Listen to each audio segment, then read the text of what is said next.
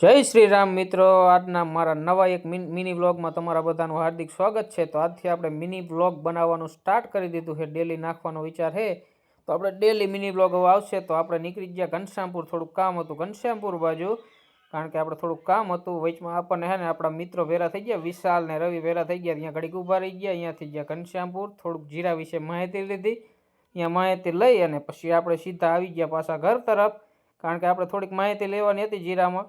પછી અહીંયાથી નીકળી ગયા સીધા ઘર તરફ આપણે, અને સીધા ગયા વાડીએ જીરામાં આટો માર્યો। જીરામાં થોડુંક આ વખતે જીરું આસું છે એવું દેખાય છે, બાકી હજી સુધી જીરું સારું, કંઈ તકલીફ નથી।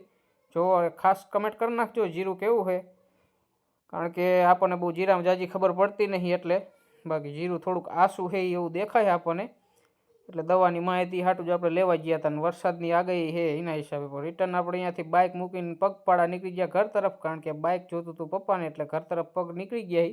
ત્યાં ઘરે આવ્યા હતા, કાનો આપણને 1204 કાનો ભેરો થઈ ગયો, કાના મુલાકાત કરી અને કાને આપણે વિડીયો બનાવી લીધો ને કાને કીધું કે સબસ્ક્રાઈબ કરી નાખજો।